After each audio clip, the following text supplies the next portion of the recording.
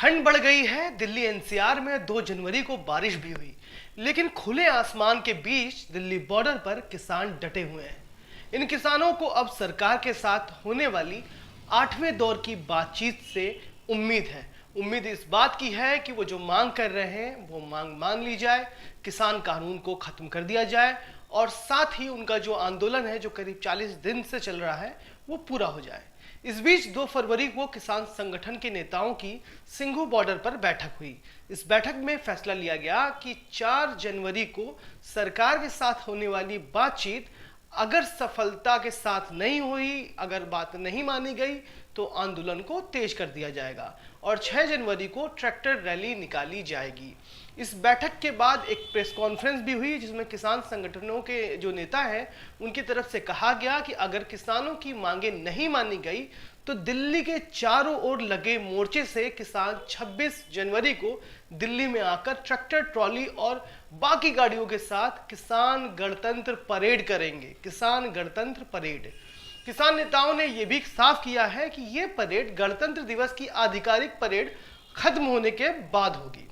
किसान नेताओं ने जो कहा है वो बात मैं आपको शब्दशः बताना चाहूंगा। हमने सरकार को पहले दिन ही बता दिया था कि हम इन तीनों किसान विरोधी कानूनों को रद्द कराए बिना यहां से हटने वाले नहीं हैं। सरकार के पास 2 ही रास्ते हैं, या तो वो जल्द से जल्द इस बिन मांगी सौगात को वापस ले ले और किसानों को एमएसपी पर खरीद की कानूनी गारंटी दी जाए, या फिर किसानों पर लाठी गोली चलाई जाए। आर पार की लड़ाई में अब हम एक निर्णायक मोड़ पर आ पहुंचे हैं।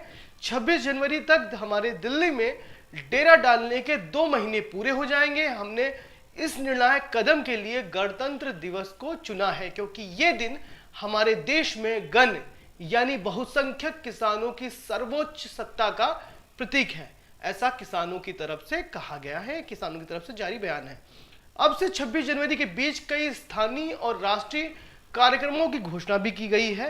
किसान आंदोलन को पूरे देश में गति देने के लिए 6 जनवरी से 20 जनवरी तक सरकारी झूठ, जैसा किसान कह रहे हैं, सरकारी झूठ और दुष्प्रचार का भंडाफोड़ करने के लिए देश जागृति पखवाड़ा मनाया जाएगा।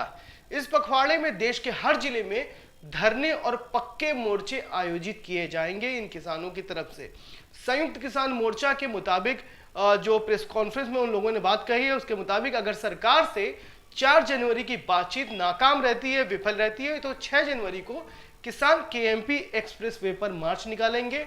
उसके बाद शाहजहांपुर पर मोर्चा लगाए किसान जो है वो भी दिल्ली की तरफ कूच कर देंगे। किसानों का जमावड़ा होगा। अभी भी दिल्ली के कई बॉर्डरों पर किसान जमा है।